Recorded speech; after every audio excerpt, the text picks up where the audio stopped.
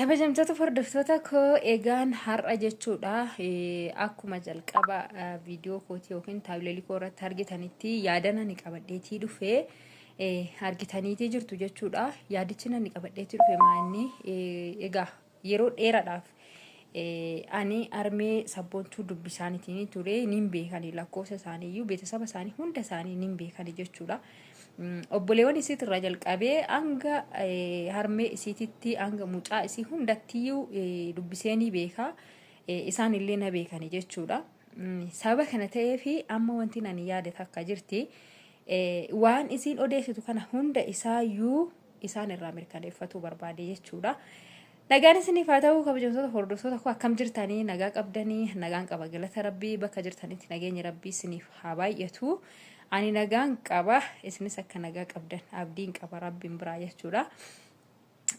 Maali yoo jettanii wanti kun jechuudha baay'eedhuma tokko garaa koo na nyaate osoo ana ta'es kanuma miti kanan jedhu natti dhaga'ame jechuudha. Maaliif namarratti iyyuu waan kana ormarratti iyyuu diinarratti iyyuu balaaleffataatii jirra.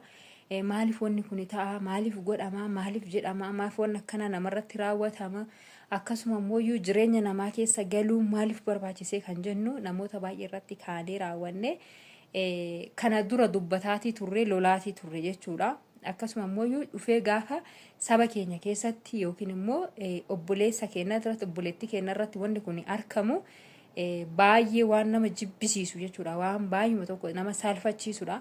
Saba kana ta'eefu amma akkasiin jettaatii jirtutti amma maatii bira deemuudhaaf jechaatii jirra jettee cirraash sangaa qopheessitee jirti jechuudha. Ajaa'ibuu manatti taate dhugaa dubbachuudhaaf egaa bakka guddaatti nama eegan takka bakka xiqqootti arkanii dhugaadhuma dubbachuudhaaf jechuudha. Bakka guddaattiin isin eegaan ture baay'ee iddoo guddaattiin isii eegaa ture jechuudha. Sabboontu bakka guddaattiin isii eegaa ture dhugaadhuma rabbii dubbachuudhaaf aganatti isii hin eenne jechuudha. Obboleettii tiyya caalchisee sanan ani dhuguma dubbachuudhaaf hiriyyaa hin qabu hiriyyaa shamaraa hin qabu jechuudha. Isii akka nama hiriyyaa lafarrattis wal beeku sooshaal miidiyaa irrattis wal beeknutiin akka nama lafarrattis wal beekutti jechuudha. Akka hiriyyinnatiin kenna haa ta'u malee ani hiriyyaa ture. Hiriyyaan tiyyaa obboleettii tiyyaa jechuudha. Ni beektan yeroo baay'ee isinitti hima. Biyya ormaa wajjin hin turre garuu isin achitti na biraa hafte maleedha. Ani egaa namni ilmoo qabuuf kan ilmoo ganaa godhatu tokko miti. Isin ganaa tadaaritti hin galle ganaa tadaaritti isiinti. Ani immoo kan ilmoo qabu hin beektani akka carraa ta'e immoo akkuma dhufeenis kunoo haadha mucaa ta'uuf hin deemaa jira fuulduruma kana guyyaan har'a boru jettee ati boojjiti maleedha. Kanaaf iyyuu hiriyyaan tiyya isiidha jechuudha. Isii malee ani hiriyyaa hin qabu. Haa ta'u malee hiriyyaa qaba jedhee namni nani abdadhee gadhu akka eenyu isii tana ture jechuudha. Garuu amma dhugaa dubbachuudhaaf baay'uma tokko garaa koo na gubde jechuudha. Keessa dabartee maallaan jettee amma naan dhufa naan jettee jechuudha. Dheengada akkasitti urufatti na rakkisaa oolte iddoo kanatti na eegi iddoo akkasitti na eegettee ofiishiitti dhiira faana akka barbaade taa'atii oolte egaa anaaf na yaaduu dadhabdee jechuudha. Homaa miti inni darbeera wanti hundinuuyyuu. Garuu ani kana booda maal barbaadatti dhufti ani fayyoo irraa waan adda ta'e maalan qaba. Waan adda ta'e hin qabu. Fayyoonis intala Oromoo anis intala Oromoo. Fayyoonis hiriyyaa ishii turte anis hiriyyaa isiiti jechuudha. So erga hiriyyaan dudda yala wal deebitee raawwattee shira walirratti yaaddee hamaa walirratti yaaddee erga boolla waliif qotte maal barbaada natti dhufta jechuudha. Maal barbaada natti dhufta natti hin dhufin hin barbaadu. Waanuma tokko waan natti naa goosus hin jiru waan natti dhuftuufis hin jiru jechuudha. Natti hin dhufin hin barbaadu jechuudha. Kanatti aansee waa'ee dhuma amma isinii maatii kootinii waan hundumaa guuttadhee tanan maal jedhee tanan maatiin koo hin beekanii maatiin kakkoo erga maatiin kankooyyuu naaf jaallatanii didaa faana warra maatii koo bira deemufanii maalidha jettee ishiin odeessitu kana maatii isaanii tokkoon isaanii ni hin beekan jechuudha. Hanga haadha isiiti obboleewwan isii hunda isaanii ni hin beekani lakkoofsa haadha isiillee ni hin qaban jechuudha. Kunoo isinitti argisiisuu hin danda'a lakkoofsa isaanii. Kanaaf iyyuu daawwalee fidaniin jechuudha. Dhugumaan waan kana isin jaallattaniifiti moo akkamidha jedhee raawwadhee gaafadhaan jechuudha. Dhugaa mee maal jettu maallaan jettu mee isin yaada kana isinirraa fudhachuuf hin dhufe jechuudha.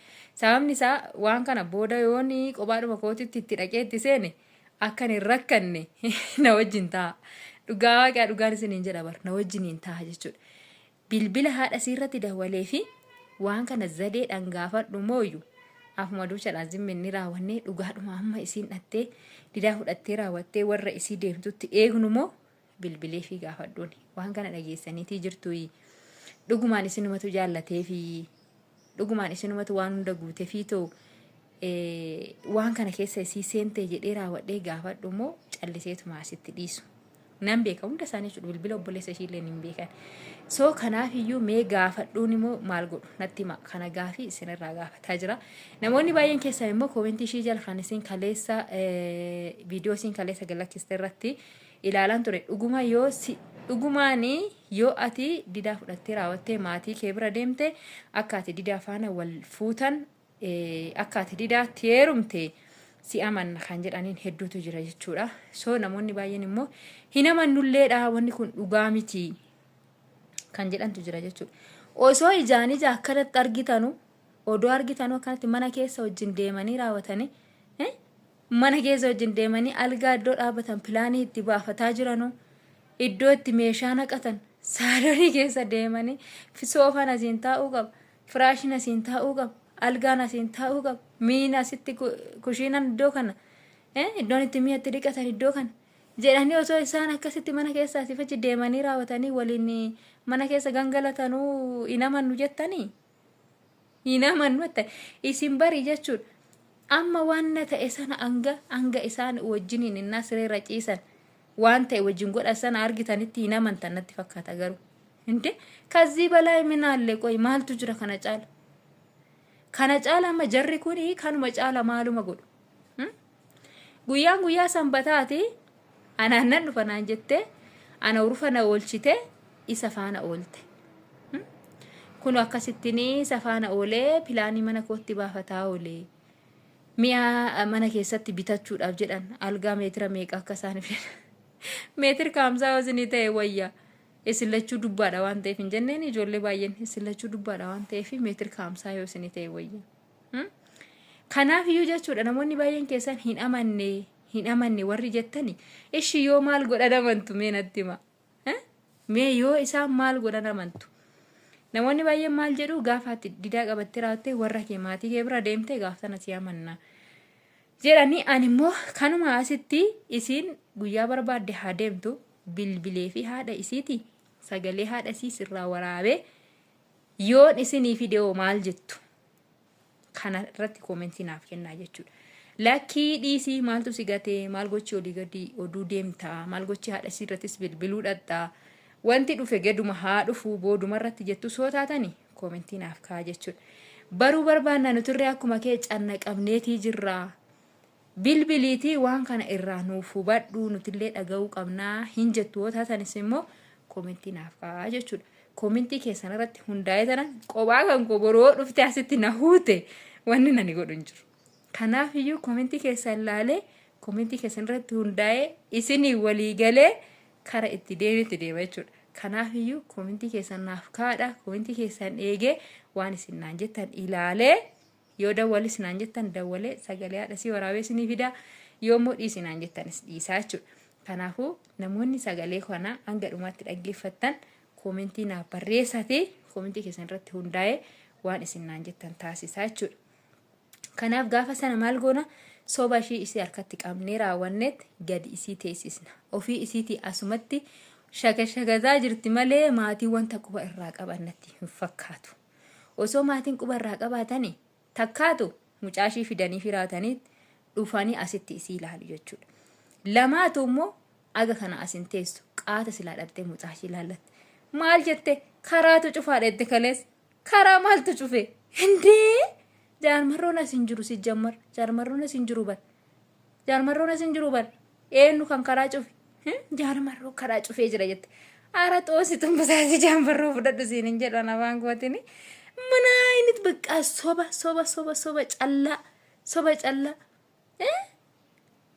Kana biriin dhalate guduma qabda bara. Alaan ammoo gara jaarmarrootti dhatte bara. Jaarmarroon karaa cufee jira. Kanaafan akkatti dhaqu dhabe. Kanaaf akka dhufan